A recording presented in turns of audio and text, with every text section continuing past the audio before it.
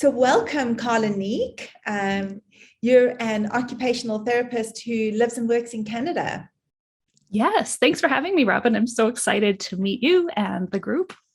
Yeah, thank you. And you're one of the presenters at our summit and on the Entrepreneur Day. And it's very, very exciting to learn more about what you do. Occupational therapists have been known to always find their niche and to take their baseline skills and grow them. So please do tell us a little bit about your career to date and your journey so far. Absolutely. So I graduated from an occupational therapy program here in Alberta, Western Canada in 2003. And I had always intended to work in pediatrics. I love children. I knew I wanted to work with children before I wanted to be an OT. And so I headed down that path, or tried to head down that path, but we were relocated. My husband was moved to our capital here in Canada, and all of the pediatric jobs required me to speak French as well as English. And in Western Canada, there's not a lot of French speaking. So I actually couldn't get a pediatrics job. I was placed in a return to work oriented private physiotherapy clinic to support people who've been off work and having chronic pain challenges, some mental health difficulties, and thought, well, okay, this is never an area I wanted to work in, and took the job because it was the job I could get as a new grad. Turns out I ended up staying in that area of practice even when we moved back west, and switched into private practice I think it was a bit gradual. So I had a private practice on the side in 2007, but went all in on my private practice in 2011. And at that point, I began taking private referrals from long-term disability insurers. That might not be relevant internationally, but essentially these are people who were compensating individuals who are off work for at least a year, usually due to depression or anxiety, trauma, sometimes a chronic illness, but usually it was a mental health reason that had them off work for more than a year. And then they would refer them to me as a third-party payer. And that was my private practice for many years. I was always full, never had to market that private practice. I usually was turning away work. And there hit a point where I was working really hard. My practice was thriving. And I, as a mom, did not want to be working as many days as I was, but I was struggling to turn away the referrals. So I tried a few things. I tried having subcontractors, mentoring other OTs to do some of the work. But that left me doing more of the work that I didn't enjoy, more management, administration, more report editing and writing and delivery, where I really like to see the clients. And so how was I going to grow from here? I thought, well, okay, I'll just turn away work. But again, hard to say no, kept taking on more clients, and felt like I had reached a ceiling, that either I worked more, hired more, or then what? And I started looking around at what people were doing outside of the OT profession. And I saw there were these life coaches out there doing things where they were charging far more. And we had far more skills as OTs in this area of supporting people in thriving in their lives. And I thought, that doesn't make sense. Like, this should be a space actually that OTs claim. Very quickly learned OTs do not like the term life coach. And it actually kind of rubbed me the wrong way a little bit too, because it seemed to undermine a little bit what we do. So I started exploring, started thinking about a book that I wanted to write, started thinking about maybe creating some sort of online program, something that took that glass ceiling out of the way and allowed me to expand and grow and use my mental health skills really to help other people. And a few years later, I purchased a coaching program from somebody else. So somebody who was coaching people to create online courses and market them through YouTube. And I thought, okay, well, that sounds pretty useful. Let's do that, because I know that in terms of marketing, my best way is to get in front of people and build relationships. And YouTube could be a way to do that on a more global scale. But I got stuck. and I got stuck on something very small. So it wasn't the thing, it was me. And doubt, and what am I doing? What are the other OTs going to think? I'm sold out. Am I leaving my profession? I don't want to leave my profession. I'm very passionate about occupational therapy. And so I was really at odds with, where am I going? Why am I doing this? Who am I? Who am I going to be? Am I not going to be an OT if I do this? And then the pandemic hit. And I got a call just like 2 days before the world shut down that my main referral source was actually not going to refer to me anymore for the year, because I had been advocating for being paid sooner than 100 days after sending an invoice. And I thought, oh no, this is quite frightening. I was going to lose all of my business. Most of my business had too many eggs in one really nice basket. And then the world shut down 2 days later. And I thought, oh my, like my husband was laid off 2 weeks later. He was our primary breadwinner in our family. And I was a little bit panicked, but at the same time, I saw that the world needed what I had to offer. So I was thinking about my clients when they were off work. There came a point where being off work was making their mental health deteriorate rather than improve. They were losing routines. They were losing structure. They were losing occupational engagement. And I thought, the whole world's going to have a problem with this if we're staying home and losing touch with our routines. Many people already weren't coping well, take their day-to-day occupations out of the loop, and this was going to be a problem. So I thought, okay, I'm going to put out a little resource. I didn't have an email list. I knew that was one of the things I was supposed to start building, an email list to get rolling on some coaching. And I put out a resource that was sort of just a nice little daily routine based in acceptance and commitment therapy, but just being really kind to yourself and, trying to maintain, am I doing something active today? Am I doing something for joy today? Am I doing something that feels productive today? And just trying to support the helpers in supporting other people in maintaining routines and essentially occupational engagement. And overnight, I had 450 people on my email list. And I thought, oh, wow, okay. maybe I'm onto something. And at this point, I'm not thinking about making money. I'm thinking, how do I help the world? But I know I needed to do this task of starting to build engagement, build an audience. And I had been stuck a little bit shy of that. And so off I went. I started doing videos on Facebook to practice, to warm up for YouTube. They were terrible, but everybody was in this mode of going online and engaging. And so there was this really warm place of suddenly everybody was open to this new, a little bit rusty, hey, let's figure out what this Zoom thing is and find ways to connect. And it was the perfect storm that got me unstuck, because essentially I felt I'm a helper, right? And I felt that everybody needed what I had to offer now. And it was time to step into this new way of connecting with people. And it didn't mean I was turning my back on OT. I would figure that out later. And ultimately, a year later, I ended up narrowing down my niche to occupational therapists as my clients. So now I help visionary OTs with great ideas, things they want to do, but they're stuck and they need to find a way to get out of their heads and get into action. Many of the OTs I help are really sensitive, and they're helpers, and they're feeling a lot of the hesitation I was feeling at a time. And I bring all of my mental health skills. I use a lot of acceptance and commitment therapy in what I do with the OTs. And this way, kind of moving them forward so they can find more alignment, more fulfillment, more vitality in all of their roles, not just their work, it's not really all about the business coaching. It's about that personal growth that comes about as we grow professionally. I find we get to a place and then all of our stuff comes up. We work that stuff out and we grow a little bit more professionally. And then you see all the other stuff that you need to work on personally. And I help with that.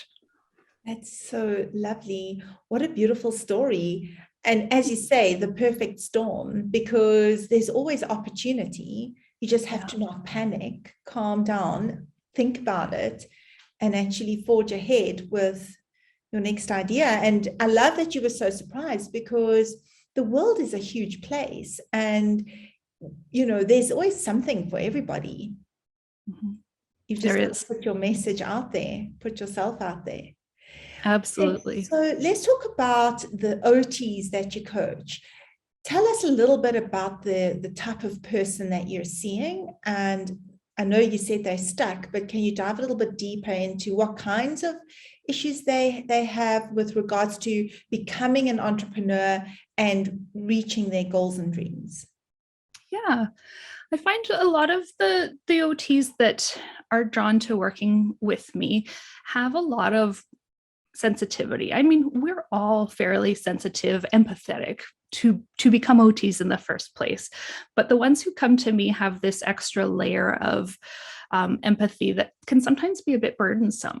And so it's when they're having feelings about anything, they're pretty big. And so if it's a feeling of self-doubt, some of them use the word imposter syndrome or the term. I don't love the term imposter syndrome, but it's something that my ideal clients identify with, this sense of who am I to think I can go out and do this thing and charge lots of money for it. Like, no, I should charge less money. And so they're having this self-doubt, but they're also seeing that staying under the umbrella of an employer isn't working for them. They want to be delivering services in an authentic way, not having to adhere to somebody else's productivity rates and things like that. And so these are OTs who really are big feelers. They're overthinkers. They tend to be a bit perfectionistic and struggle to take that messy step forward and learn as they go. They're often wanting it to be perfectly polished before they show anybody. And actually, that doesn't work in entrepreneurship. We need to try something that's a little rough first, see how that lands. Oh, I need to make some adjustments. Okay, perfect. Okay, yeah, try that again. I need to make a few more adjustments and then move forward, and it gets polished as you go. But if you try for this very polished thing and spend all this money on a website and videographers and all of these things, and your idea hadn't been tested, that's not a good idea. So I help them become more comfortable with that little bit of a messy start and build confidence, because I know we build confidence. We all know we build confidence through working on the baby steps, one step at a time. And they're often feeling like they need to go from here to here. And that's a giant jump. So it's safer to stay here. So what courses did you do to enable you to fulfill this role? You know what? Most of it was my mental health training. And so I had done a lot of extra courses. Most of my clients in my mental health practice had really good jobs. So they were quite often professionals. So these were typically high functioning people who had found themselves in this space of significant depression, anxiety. And so I had learned a lot about helping those people. Turns out that those people are very much like the OTs that I work with. So very intelligent, very capable, very overthinking, because they have these big ideas and ability to see things in a really complex way. But that gets into this overthinking perfectionistic pattern quite often, and couple that with the sensitivity. So I basically got my training. I think the most influential course that I took was on acceptance and commitment therapy. Would you like me to tell you what that is? Is that helpful? Definitely. It's a third wave of cognitive behavioral therapies, part of a third wave of cognitive behavioral therapies. And with traditional cognitive behavioral therapy, we're working on thoughts, feelings, actions, and we think about the sort of cognitive and behavioral aspects as the parts that we can work on, and the affective aspect, the feelings, that's going to come if we work on the thoughts and the behaviors. And the way we work on the behaviors, I was really good at that, helping people do the things, engage in meaningful occupations, help them to think and feel better. But when it came to the traditional CBT skills for managing the difficult thoughts that come up, a lot of negative thinking when you're feeling anxious and depressed. Well, there's a lot of negative thinking in being a human, to be honest. That's our bias. The thought management tools in CBT, I didn't love them. I felt that with a lot of my clients who are quite sensitive, they came off as invalidating. I was seeing a lot of veterans even who, had significant PTSD. And so if you tell them to see if they could put a positive spin on the thing that they were thinking about that was horrific and traumatic, I couldn't do that.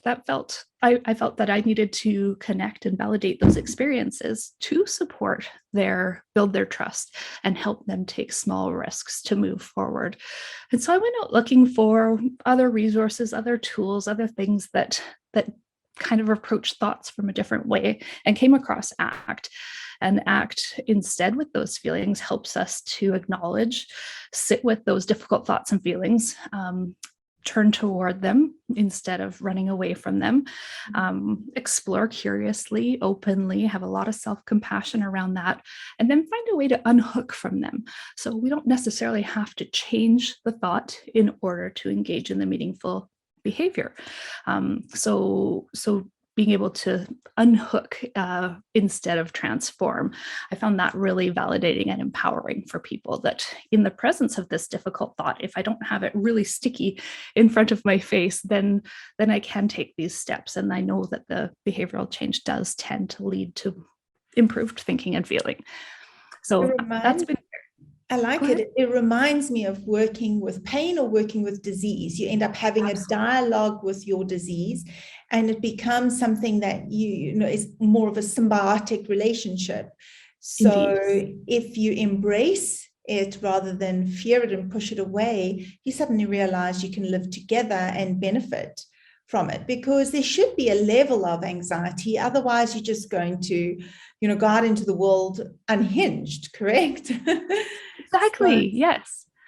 Exactly. Making room for it and allowing it, and recognizing that, okay, yeah, I take a risk and that feels scary. Is this an intentional risk? Is this an intentional movement? Is this aligned with my values and how I want to be showing up in the world? Okay, let's manage through that and walk ahead. I can bring anxiety and fear and doubt all along for the ride, but the only way I'm going to feel better is actually, the only way I'm going to feel better about this or build confidence is to do it. Absolutely.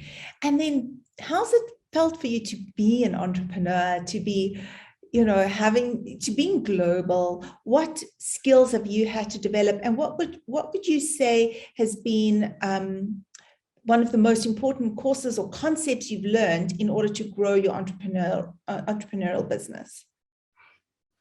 I've learned through a lot of connecting online. It's actually amazing. I think Facebook has been the biggest platform for growth for me. So as I was trying to engage with people online, I started to find a community of other OT entrepreneurs out there in the world. And I started to feel that, wow, I'm not alone in doing this. I'm not the only one who's trying to step out of the box.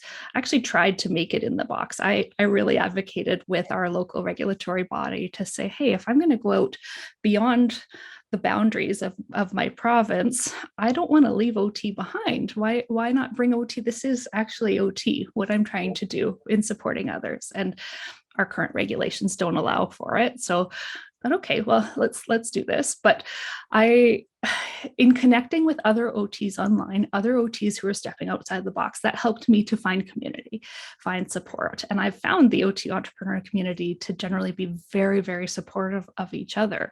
And that's been powerful. So building relationships with other leaders in this is sort of new to have OTs in entrepreneurship. We've been OTs in private practice for a long time, but entrepreneurship is a little bit different. It's a little bit more scalable. It's something that you can build and it can run without you.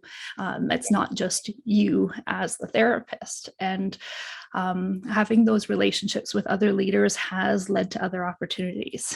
So being able to really use my skills of connection and relationship building that I already had as an OT.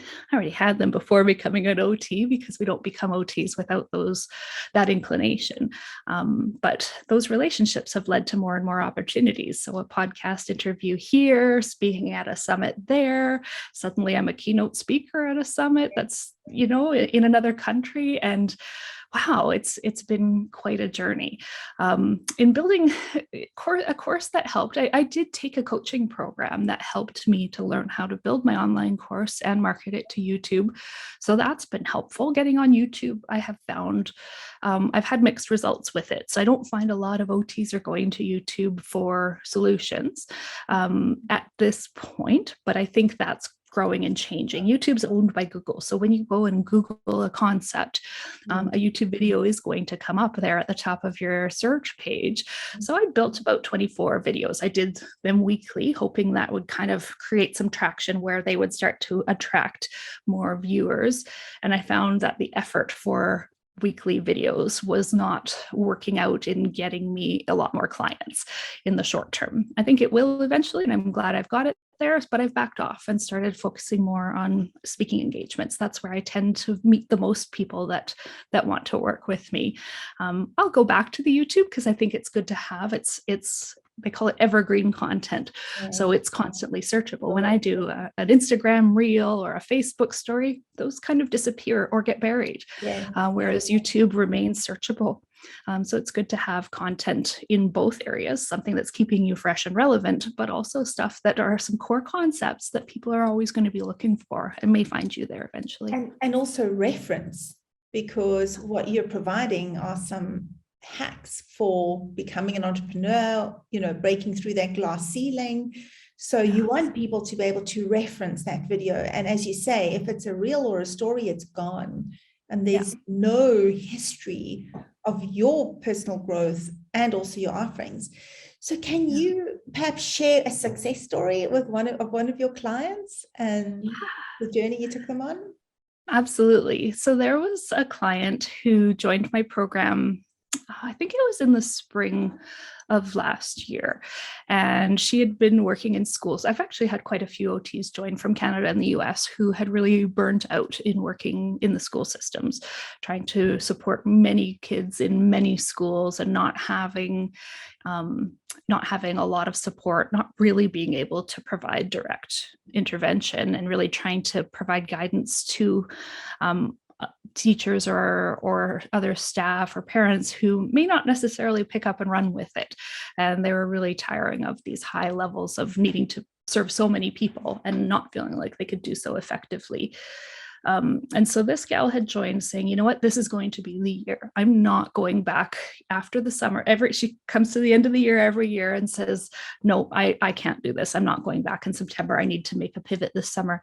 And then after a summer of rest, then they go back. There've been a few of them. And so this one said, nope, not going to do it.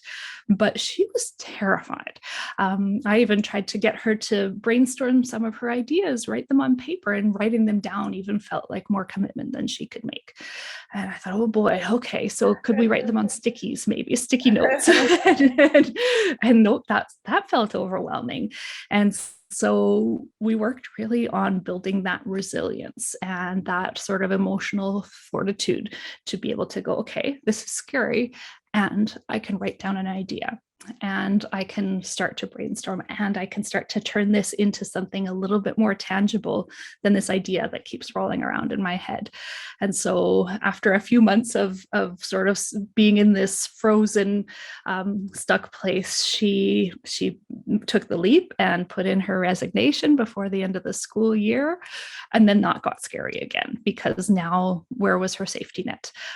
She actually chose to ask for a 1-year leave of absence, and that helped to kind of go, okay, if this doesn't work out, I can come back. Yes. And she got a backup contract that was doing something more like the return to work stuff that I used to do, not like her schoolwork. But she thought, okay, if I can't make a go of my pediatric private practice, I've got that to fall back on. I've got my old job to fall back on. Okay, building safety, building comfort. And then she ran with it. And, now she's in this place less than a year later of she's got this beautiful space that she shares with a psychologist colleague. She's got gorgeous branding. She's got a gorgeous website. She's got more clients than she can handle. And now we're working on, okay, how do you manage that? How do you manage this busy practice and put on the brakes a little bit so that you can do the work well? How do you organize? How do you build systems? That sort of thing. I typically am not the business coach, but I've run a few businesses. So I can certainly help with that and help guide to where the resources are for finding solutions there. So yeah, she's written some beautiful, lovely things about going from this place of being lost and in the dark and feeling undeserving of being able to move toward those dreams, to being in this place of pride and gratitude and joy and loving going to work every day. That's nice, really nice. I think what I'm also seeing is there have been therapists who've transitioned from the one environment that you described to private practice, but there are now a growing number of therapists who are saying, actually, I don't want to work and earn per hour, back-to-back patients. You can't take a break. You can't really, there's no exit strategy for your practice. What else can I do? Essentially, how can I make money while I'm sleeping? Yeah, isn't that the dream? Passive income. Passive income. And you and I have learned there's nothing passive about it. There's nothing passive. Actually, you realize if you don't get up and do something during that day, there will be nothing passive to come that night. But still, one can have more freedom. I know for myself, we're planning to go. I've been wanting to do this for many, many years. I've been wanting to go to Greece for a month in August and take my child and let him experience a European lifestyle, and then perhaps, travel through Europe. It's really been a dream of mine for a long time. And now finally, my husband and I are both in a position where we work online, and it's actually an opportunity where, well, does it matter if we're here or there? No. So let's do it. So I'm sure you're seeing that as well, where people are starting to say, I need a lifestyle change. I need to live my life. I can't just be polishing my shoes and arriving at work on a Monday morning and putting in my 8 hours. Isn't that exciting that we actually are shifting and changing, and we can now live the dream, not just for a week a year, but perhaps even a month or more? You're so right. And I think that I know statistically they've talked about the great resignation, that this pandemic has led to many people leaving their jobs, kind of realizing and having some time to pull back from a busy lifestyle. Wait a minute. I'm on this hamster wheel, this rat race that just keeps going and going and going, and I'm just trying to keep up. It doesn't have to be that way. How do I want to live my life?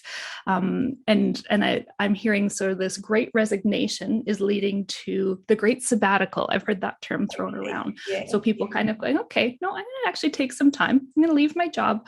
I'm going to do some personal development. I'm going to do some growth. I'm going to do some reflection. I'm going to maybe sell my big house and downsize. Maybe I'm going to travel. And I was speaking to a family friend who he called it the great Vespaization.